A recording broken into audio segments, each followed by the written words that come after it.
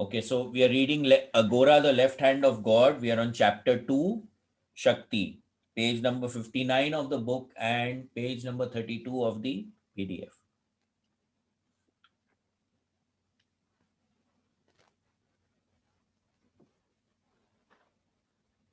When I'm disgusted, chapter 2, Shakti. When I'm disgusted, fed up with the world, I always turn to my mother. She comes to me in any form I request, and we play that way.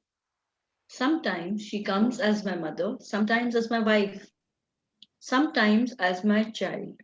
She's always with me. She'll never go away. Long ago, we promised each other to stay together always. If she ever leaves me, I will not live even an instant longer.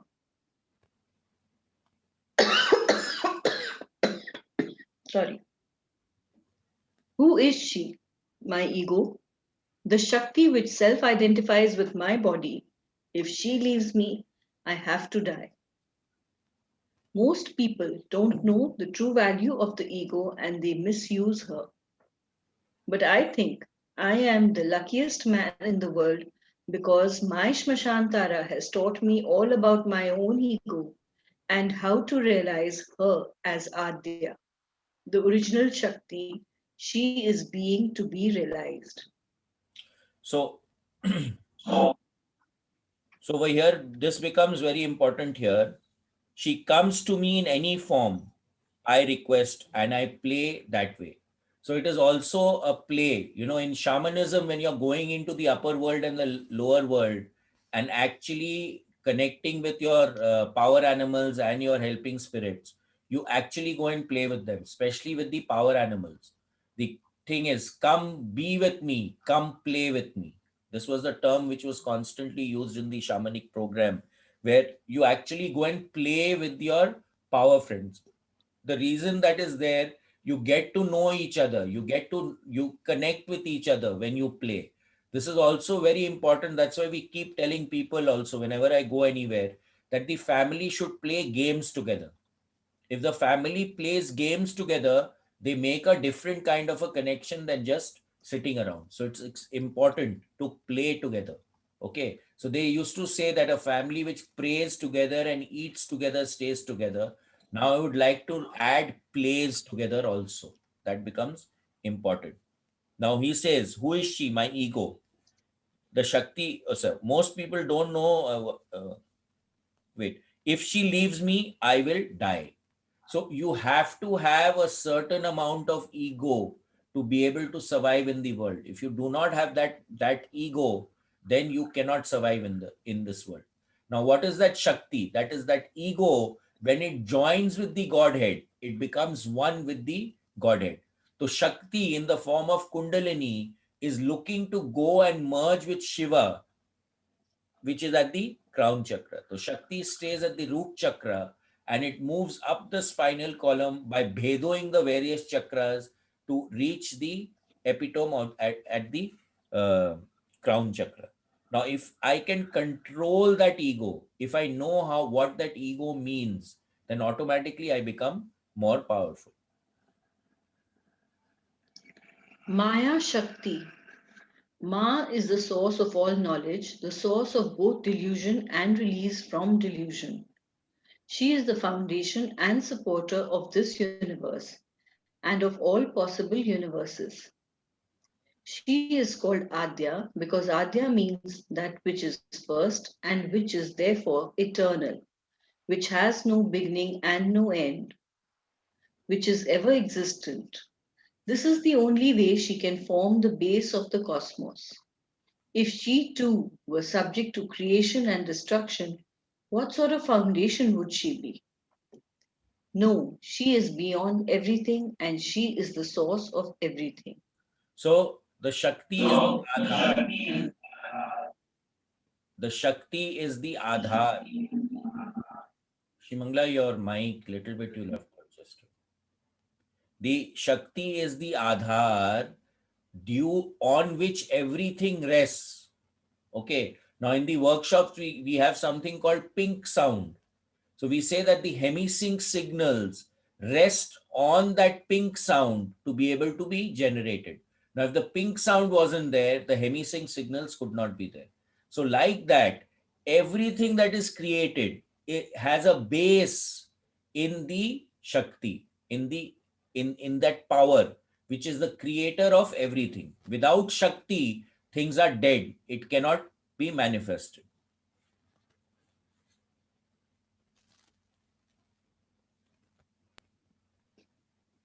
Though she is without beginning and without end, she may exist in either the manifested or the unmanifested state. When manifested, she acts as the source of the universe in her kinetic form. When the universe dissolves, she becomes quiescent, this, she ceases to exist.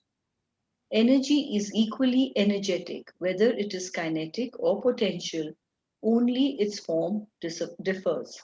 So we were just discussing this in the fringe episode, kinetic energy and potential energy. Kinetic energy is when energy has the ability to act in action, and potential energy is when the potential to act is there. So when the energy is, or the when the Shakti is manifested, it is kinetic. When it has not manifested and is there present in the unmanifested form, it has potential to manifest.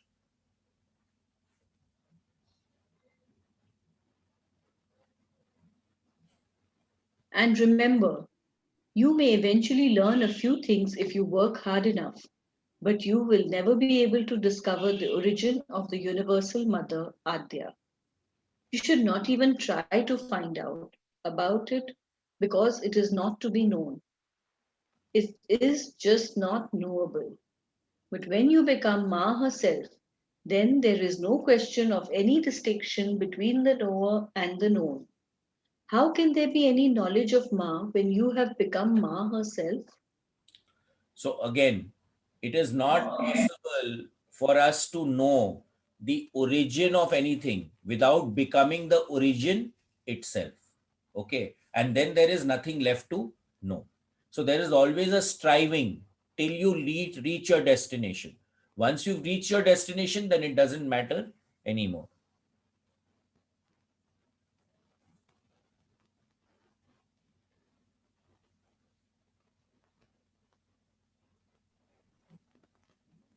Ma, Shakti, Maya. These three words describe her, but each emphasizes a different attribute.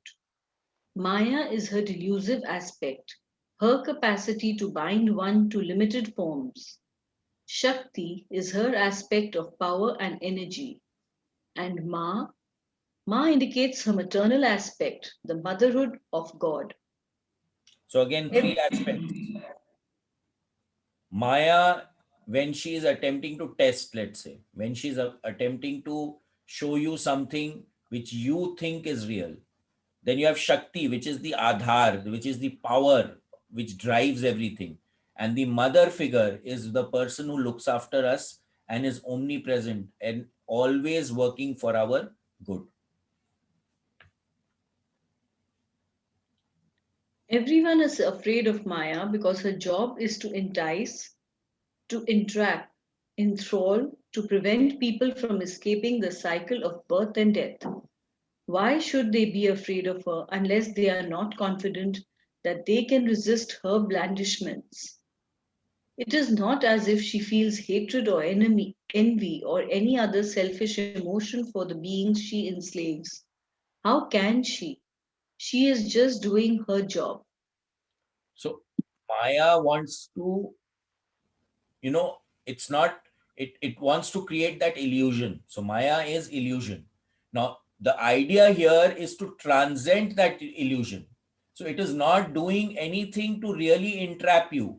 It is you who are getting entrapped, and the game is to transcend the illusion. So transcend Maya. All these so called Swamis who say that Maya is evil are absolutely wrong. How can she be evil? She is the mother of all worlds. I shouldn't even call these charlatans Swamis because Swami means owner or master. A real Swami is the owner or master of himself. And if you are really master of yourself, Maya cannot have any effect on you, and you would have no reason to fear or hate her.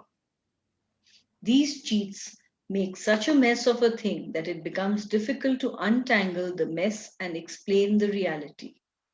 So, what is Maya? Maya is an illusion. Now, if I am the master of myself, I am operating with awareness, then I will naturally know when something is an illusion. So when I know something is an illusion, there is nothing for me to fear from that particular illusion. So all of us are here to again transcend that illusion, to become masters of ourselves, to become aware. That is the game that we are here to play. So now if someone calls himself a Swami, but is not aware that something is an illusion and is caught up in the illusion, then that person cannot be called a Swami. You must try to understand that Maya can exist only where there is duality. The universe is full of pairs of basic principles, male and female, positive and negative, active and passive. Our philosophy maintains that the soul is only one, indivisible in the state of Sat Chit Anand, existence, consciousness, bliss. Okay, just 1 second. So now, Maya, because it is creating an illusion, cannot exist unless there is duality. So someone has to be witnessing the illusion, otherwise the illusion cannot exist. If there is only one, then there is no illusion left. So when I merge with the Godhead, the Maya totally falls away. So it says over here clearly, Maya can only exist where there is duality. So what are we here, all of us here to do? To transcend the duality. But the soul cannot enjoy itself unless there is some observer, someone who can perceive the reality. Observers cannot exist when the whole universe is in a state of non duality because all is one. No distinction between the observer and observed would be possible. So this is again very important here. Okay, now if everything is one, then there can never be an observer. So even the observer can only exist when there is duality. Now, if there is no observer, then the world does not exist. Why? Because all of us are creating our own reality. Now, the reality that you are existing in is very different from the reality in I exist. Again, we saw it in Fringe, where she's moving between two realities. Now, which one is right and which one is wrong? How do you know? Again, it's an illusion, right? So there is duality. Only when there's duality can we have Maya. To satisfy this urge for an observer, Shakti projects herself. This Shakti is Adya, the undifferentiated form, the totality of all universes. She is as unbounded and absolute as is the universal soul or Atman. And the only difference between them is that she feels herself to be separated from him, the male principle, the unchanging Atman. And this gives her the impetus to try to locate him and reunite with him. So again, the point over here is that unless I have duality, I cannot observe.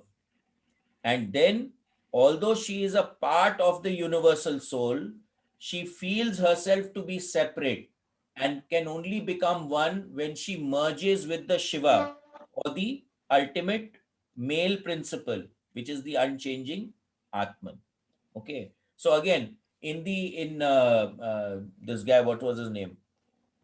There's these 4 or 5 books that this guy has written. I forget the name of the author.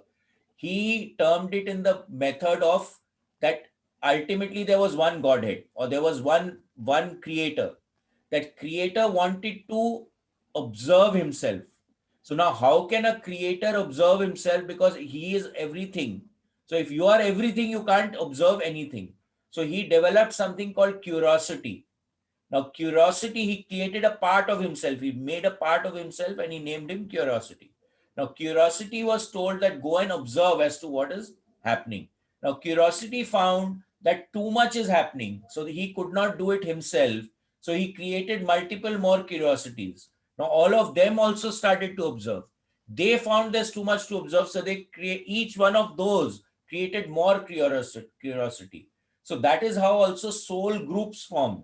Now, if I want to come back to the Godhead, then again all these soul groups need to come back to the higher level, then to the higher level, then to the higher level together to actually start merging. Okay, so we are a part of that whole, but we are a small part of that whole. And ultimate aim was what? We want to connect back into that particular whole and reunite with that. So all of us have a part of Adya in us, which is again, you could call it the Kundalini Shakti, which is there, which is actually running our system. If that thing moves out, then you are gone. We are no more alive. Sunita, you have a question? Sunita Banka, your hand is up. Okay, go ahead. Adya is herself unaware of how I she wanted to projects. ask about, What did you want to ask? can I speak, Bhaiya? Yes, you can. You have to pay attention. मेरे को वो बात वापस समझाइए जो दृष्टा वाली बात आप पहले बोल रहे थे. It says over here, observers cannot exist when the whole universe is in a state of non-duality because everything is there. So an observer can only exist when there is duality. Now we are existing in a world where there is duality. So when we take a witness attitude, we can start observing what is happening. So what the basic concept is, the observer can only exist when there is duality. Observer cannot exist if there is no duality. Okay. Sunita, is that okay? Yes, yes. No, Bhaiya, because you said that everything is only one. So if there are no two, then how can there be a drishta? Hey Baba, यही तो बोल रहा है that when everything becomes one, there cannot be an observer. When Okay, duality exists, when Maya exists, when there's an illusion existing, only then there can be an observer. So observer can only come when there is duality. It okay, cannot thank come you. when we are merged in one. Okay, thank you.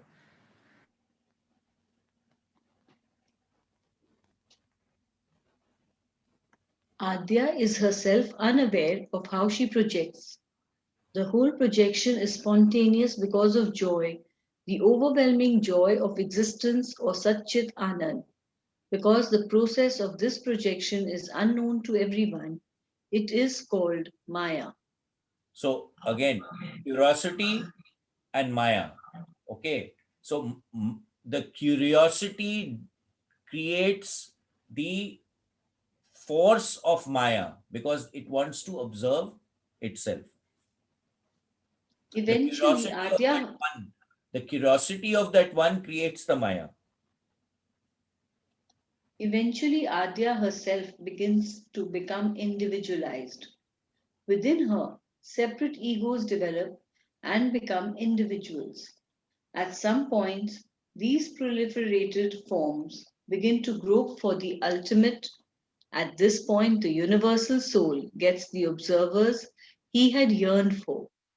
Every individual begins this quest hesitantly, but every individual will one day or another reunite with the unmanifest.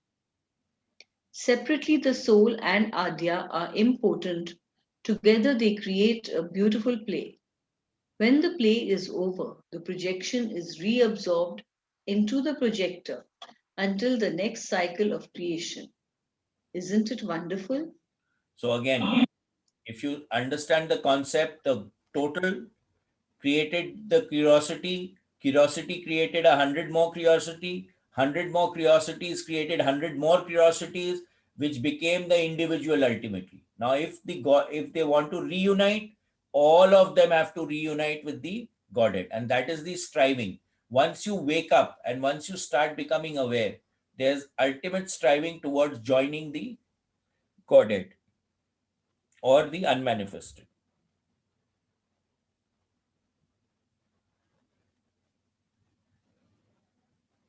People still ask me, why does Maya entice us if she is supposed to be part and parcel of the divine motherhood of God? It is not so difficult to understand. Each man and woman are part of the cosmic male and female principles.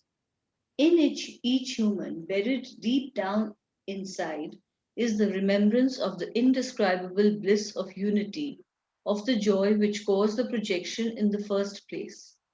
However, this originally pure impulse of joy must pass through the causal, subtle, and gross physical bodies,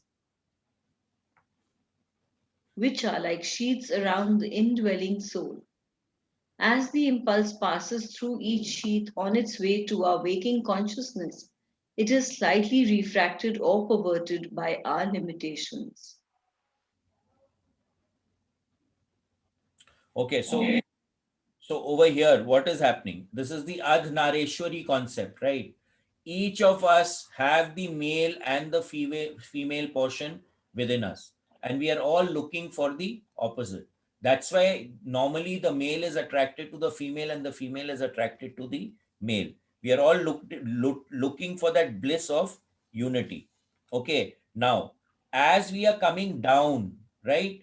As we become grosser and grosser, our ultimate, there is in this book we just read Celestine Prophecy. The next book is called The 10th Insight.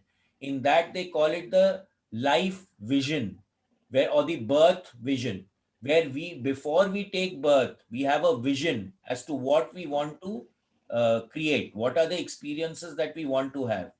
Now, as we come back over here, it says the subtle body that knows a little more than what we know. You have the causal body, then you have the subtle body, then you have the gross or the physical body. Now, in the physical body, we know less than the causal body, and the causal body knows less than the subtle body because we are becoming grosser and grosser. So it says over here that as we come into the gross body, there are certain limitations is slightly refracted or perverted by our limitations because our vision, our information, our knowledge, that gets compressed, and because it gets compressed we forget our birth vision, and that is where the problem starts taking place. So as I said that we are going in a line. In our birth vision we want to move from point A to point B, learning various lessons. Now, because of that limitation, we are unable to see what our birth vision was and we go off track.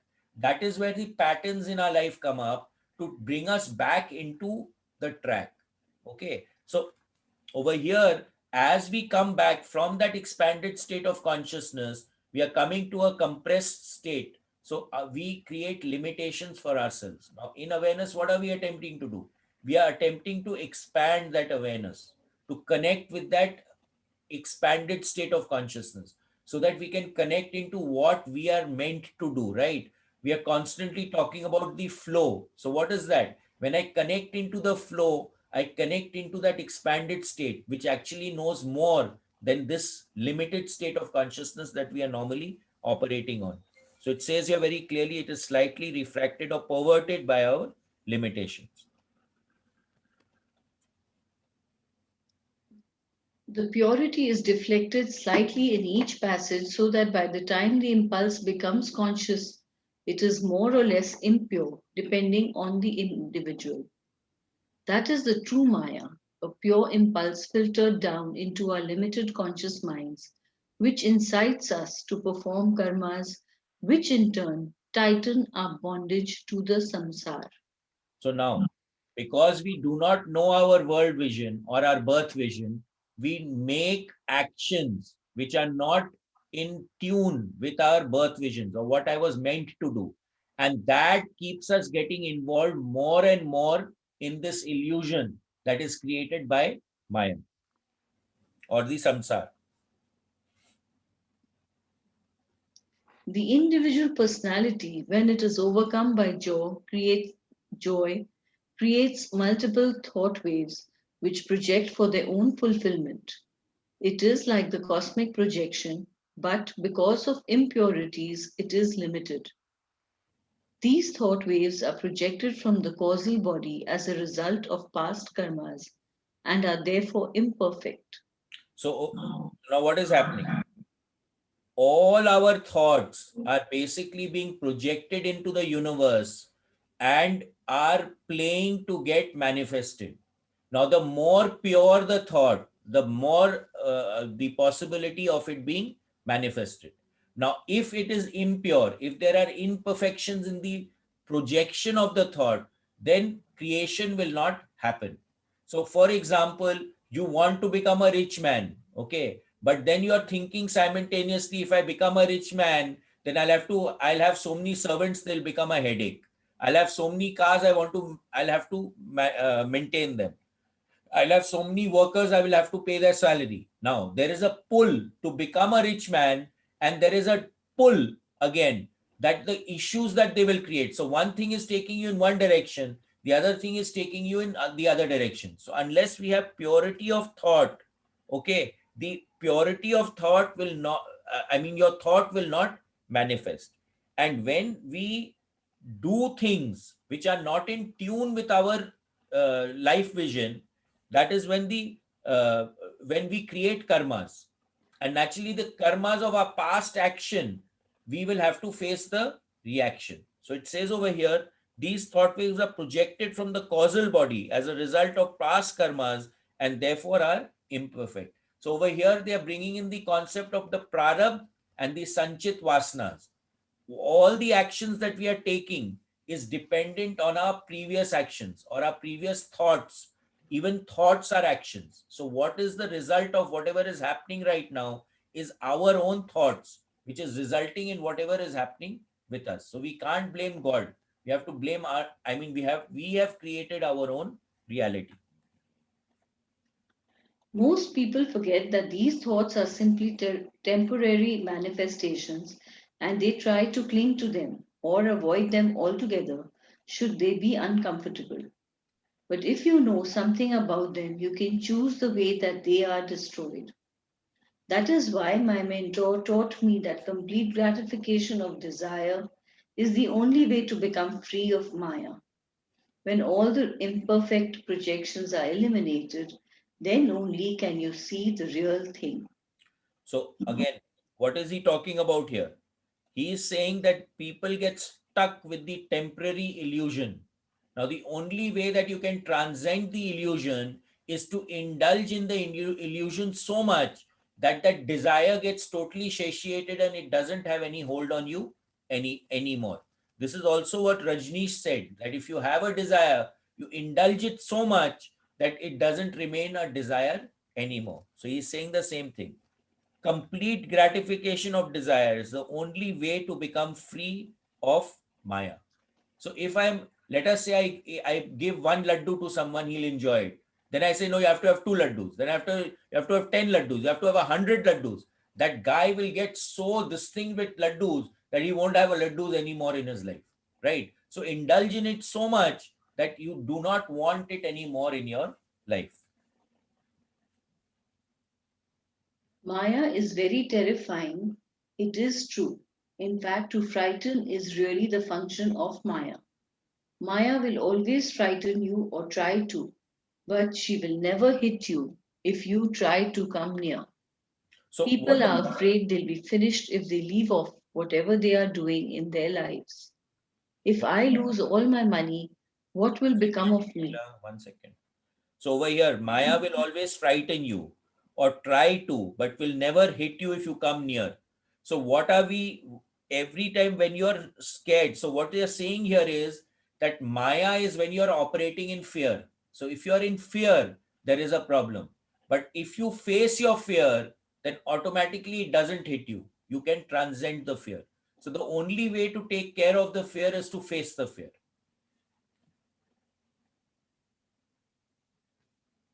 If I lose all my money, what will become of me? But everyone is going to be finished sooner or later. If you tell Maya, I came into this world naked and I will go out naked, do whatever you please, I don't care, then you can succeed at sadhana. So now But what is this spiritual, over here? What is this meaning over here is that today if I'm not scared of losing my money, then the fear of losing my money doesn't have any hold on me. So I transcend that fear of losing the money and I become fearless. So if you want to become a sadhak, you have to face your fears. You have to transcend your fears. A spiritual aspirant must be fearless because then no harm can come to him. All danger arises from his own fear. This is especially true in Aghora. The spirits in the smashan will try to terrify you, and believe me, they know how to do it. So now this is again important over here. Okay. All dangers arise from his own fear. So what is fear? Fear creates an illusion. Illusion is Maya, right? Now, if you are not scared of something, it cannot hurt you. It cannot trouble you. Because we are afraid of something, that is why 99% of the stuff that we are fearful of actually does not happen. But because we are fearful, we create the chemical reactions and other stuff which is happening in our body. So when we read the four agreements, it said, do not make assumptions, right? Now, if we are not making assumptions, then there will be nothing to fear. Most of the time when you're scared, the what if comes in. If I don't do this, then what will happen? So the what if question comes in. If you can drop the what if and just be in the now and do what needs to be done, then automatically you will transcend the fear.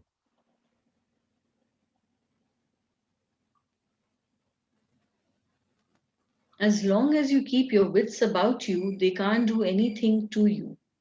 One little doubt, though, and you are very likely to make a mistake in your sadhana, and even the slightest error may mean excruciating death and then perennial membership in the fraternity of spirits. So if you make a mistake, okay, and you go on the wrong track, then you can get stuck. So what he's talking about is getting stuck in focus 23, according to me here. Maya is the external garb of the universe. When a lady is well dressed, ornamented, and made up, she may appear to be beautiful, but if you strip her naked, you will be able to count all her flaws, scars, marks, excess hair, or whatever.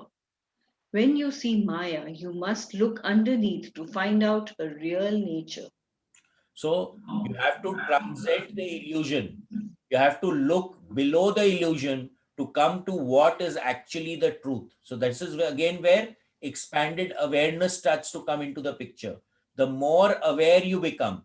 So it's like seeing something from here, seeing it from here, and then seeing it from here. Okay. So the higher perspective you have to see something, the more knowing you are and the more you know about what is happening. So you can go deeper or you can go higher, but you need to shift out of where you are to be able to actually observe what is happening. A green mango is very pleasing to the eye, but quite sour to the tongue. However, with a little discrimination, you realize the green mango is just a stage in its development. And when you see the golden ripe mango, you know it must be sweet. You must become aware of the impermanence of the green state and not rely on it to remain. So again, awareness of what is happening. The projection is dynamic, thus, it is called Shakti. Shakti is energy. It emanates spontaneously and is then controlled. Shakti must always be controlled, otherwise, it is worthless or dangerous, just like uncontrolled electricity. Shakti is of value only when it has been conditioned. Lord Shiva is the conditioner, the male aspect of the universal soul. He is always depicted with three eyes. As long as his third eye is closed, Maya can exist because then Shiva has but two eyes, duality, and Maya is the essence of duality. But So when the again, third eye, the once eye again, of Gyan, once again, transcendent wisdom, Shivanga, opens, once again, he sees only unity. That third eye cannot differentiate in any way, and so the cosmos, which Shivanga, can once exist. again, One second, hold on. So he says over here that Shiva is the condition, the male aspect, okay, and has depicted with three eyes. That's why when you do the arti, it always has to have three diyas or one diya, always an odd figure. Because when you have two, there is duality and they cancel each other out. Okay. So over here, he says very clearly that you have to control the Shakti. That means you have to control the ego. And the one that can control the ego is the Shiva. Shivanga, you have to start from but when the third eye. But when the third eye, the eye of Gyan, transcendent wisdom, opens, he sees only unity. That third eye cannot differentiate in any way, and so the cosmos, which can exist only through duality, must be dissolved. As long as Lord Shiva's third eye is open, nothing can exist but the undifferentiated condition. When it again closes, then Shiva becomes subject to duality and the cosmos can again rise. So again, if I know everything, if there is unity consciousness, then nothing else can exist. So if I have wisdom, then duality cannot exist. So the way to transcend duality is to become aware, to have wisdom. And if wisdom is there, then duality cannot exist.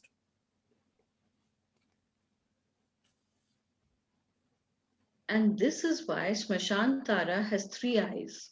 She is both the manifestation of duality and the possessor of Gyan.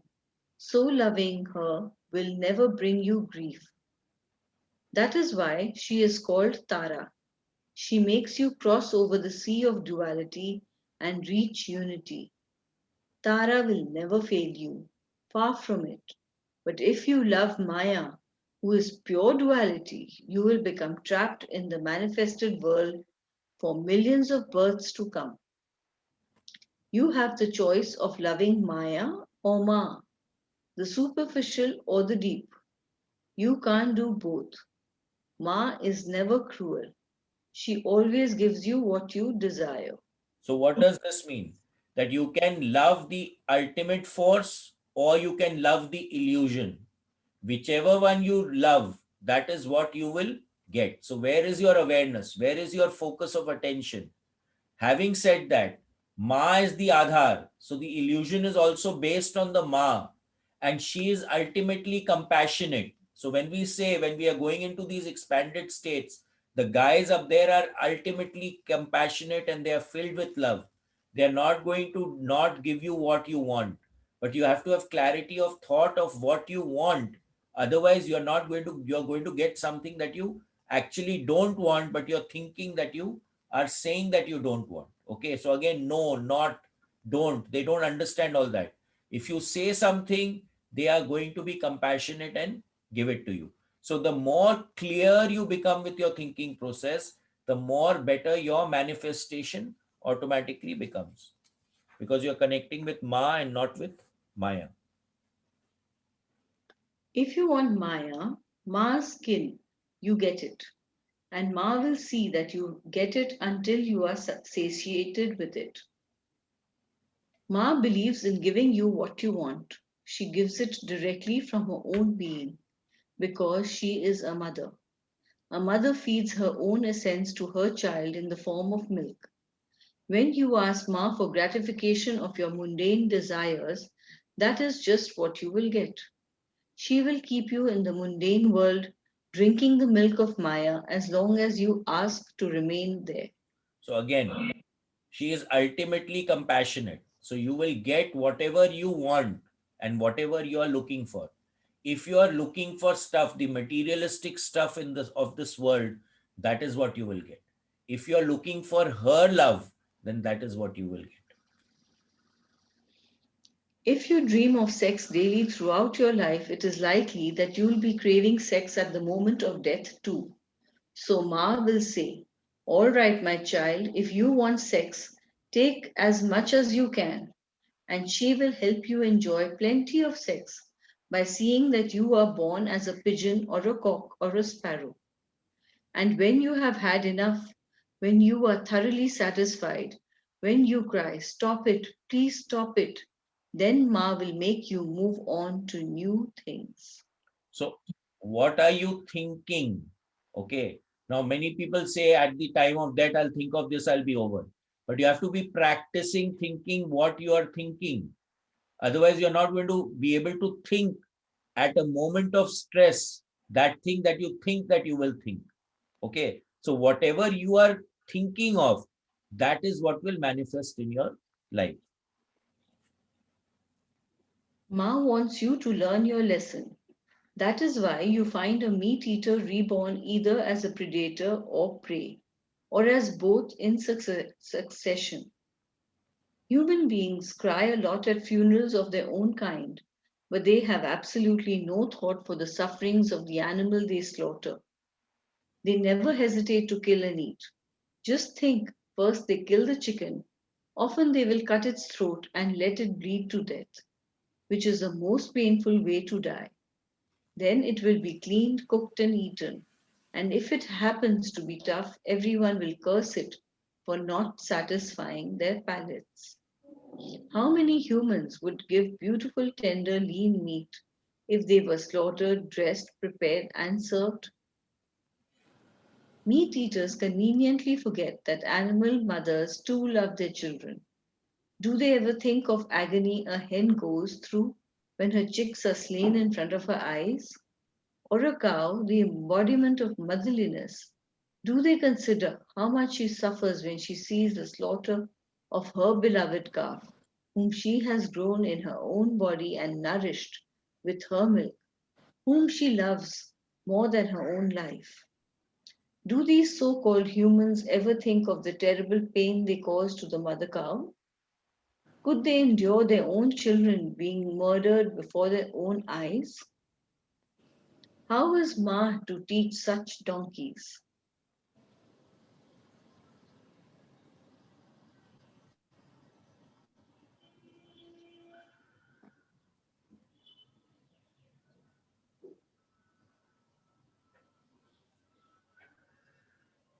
They are not humans whose intellect is subtle enough to self identify with another being of a different species and experience its personal joys and sorrows. Ma has no alternative but to make them suffer as they have made other beings suffer, allowing the animals they have tortured to torture them in return. Fair's fair after all. If I cut your throat in this birth, you have every right to cut mine in the next, or in some succeeding birth. Experience is the best teacher, and a fool will learn from no other.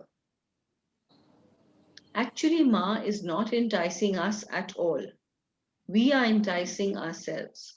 We look at Ma and see what we want to see. All these deities are our own projections, and our existences are our own projections. If we project the desire for flesh onto Ma, she will provide us with flesh, whether it's for eating or copulation. That's why I say about most so called humans today that their entire cultural refinement consists of eating flesh and putting flesh into flesh. I believe in going beyond the skin, beyond the flesh, the bone, the marrow, and everything else, and getting to the essence.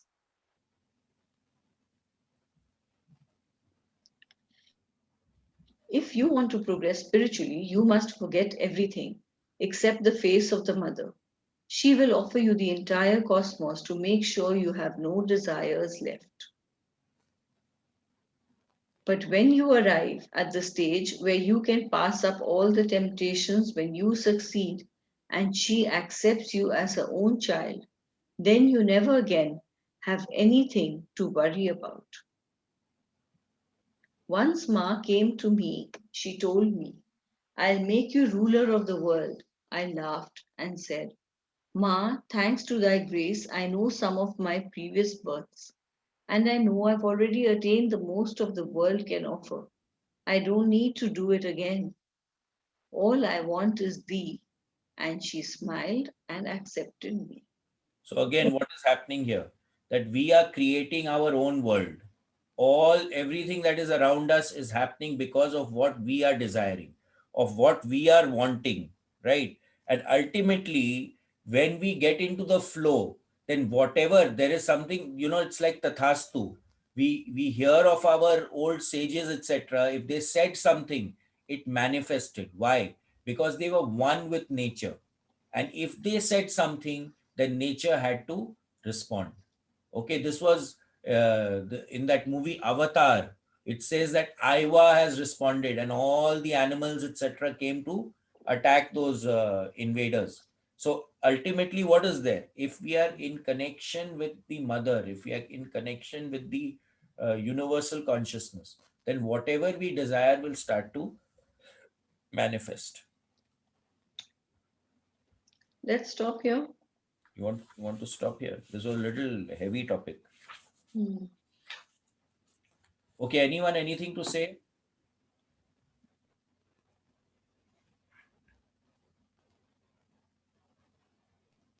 Niket, Yes. uh, on a lighter note, when you say the desires, then you fulfill it so much Hmm. that the desire goes away. Like you gave the example of laddu. Hmm. But I mean, just on a lighter note, Hmm. in a practical life, how far it is practical to do it? See, there is one way that you refrain from doing it, or Mm-hmm, doing that. So if you transcend it, then it's all mm-hmm, right. Otherwise, that desire will get suppressed. Then it mm-hmm, becomes a problem. mm-hmm, So either you indulge in it too much, mm-hmm. or you totally suppress it. There are no other two ways, right? Isn't it that you can sort of analyze it and say, okay, uh, You could. That's what I'm saying. That either you'll suppress it, or you will mm-hmm, overindulge in it, right? Now, yes, if mm-hmm, you can, but how will you analyze it? That can only happen when you have wisdom. mm-hmm. Yeah, If of you course. have wisdom, then you automatically transcend it. Mm-hmm. Yeah. The idea is to become wise Mm-hmm. about it. Or to be aware of it, So or that's to what I'm be saying. aware of Wise it. means awareness, right? If you are aware of it, you're wise about it. Yeah. Mm-hmm. So basically, what was it saying? That today we are creating our reality, and we Yeah. cannot blame anyone for the reality that we have created around us. This is what is there in the Mm-hmm. Gita also. That Right. today we cannot blame God for what is happening, because Yeah. we are the result of our actions. We are the result Mm-hmm. of what we desire. Mm-hmm. Right? When we are born here, we come with a world vision. We come with an agenda. That is Mm-hmm. our agenda that we fix for Mm-hmm. ourselves for our own growth. So we really Mm-hmm. can't blame anyone for anything. If you want to ask a question, please switch your video on, please. Yeah, Rishta. Yeah, sir. So when you say that we create our own reality, so does it even go with the fact that victims are getting victimized, or people are basically like not treated like human beings? So is that what all There those is victims are something also in feeling? their, yeah, absolutely. There is something in their field which is actually resulting in that manifesting. So, like we were discussing in Fringe, you have alternate realities, right? We have choices every time.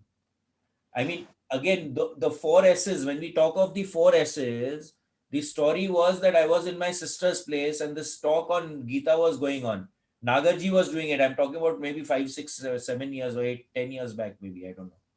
And my sister told me that, Bhaiya, don't ask any questions, because in our sessions, we don't ask any question. So I said, okay, I'll sit at the back then. I will not ask any question. But then he started talking about this timeline thing, and that every time we have a choice, we can go this way or that way. And then we create this timeline or we create that timeline. I said, I absolutely agree. But what is the method by which, according to the Gita, we make our choices? Then he came up with the four S's, which is fantastic. He said Swata, Sahaj, Shresht, and Svikar. Okay. Now, today, are you desiring to do something, or it's come automatically into your life? That's the first tenet. if it is coming automatically or spontaneously in your life, it is popping up, that means the universal consciousness is bringing it into your field. But if you are doing something, you see, I'll tell you, most of the time you desire something, that is why it comes into your life. If you do not have a resonance for something, it will not come into your life. This is what my understanding is. Now I get from where you're coming that people who are suffering, आज famine हो गया, थोड़ी ना everyone wants to have a famine. But you never know. The group soul may be wanting to experience that experience. Because of that, it's come into their life. Okay. So let's look at it from our own perspective. What do we need to do? That what if question cannot be answered. Okay. Observe your own life. That what are you creating in your own life? This If I you are, completely agree with, but my are you operating out of fear or are you operating out of love? Hmm. And most of the time, if you start looking at yourself, we'll talk about the grid sometime, but we are all operating on the left side of the grid most of the time, which is a depleting energy of fear, anxiety. अरे ये करेगा तो क्या हो जाएगा, ये करेगा तो क्या हो जाएगा. All the time we are doing that, and that is what manifests in our life. Yeah. Thank you. Yeah. Poonam, you have to unmute. Two things. Yeah. One was about Lord Shiva's third eye. Yeah. I get the point about destruction and the eye being open and closed. Hmm. So when the third eye opens, that's when there's destruction. So what is the destruction? The destruction is the destruction of duality. That means Maya cannot exist. Exactly, the destruction of the illusion. When I become wise about something, if I become aware about something, am I caught up in the illusion anymore? No. So the opening of the third eye represents wisdom. And what is the connection with Ma? What? The third eye. Again, when the third eye, see, Maya is the delusion, right? Yeah. If when the Shakti merges with the Lord, right? Maya is no more there because wisdom comes up. So the point here is that Maya cannot exist if the third eye is open. Maya can only exist when there is duality. Right. Otherwise, it cannot exist.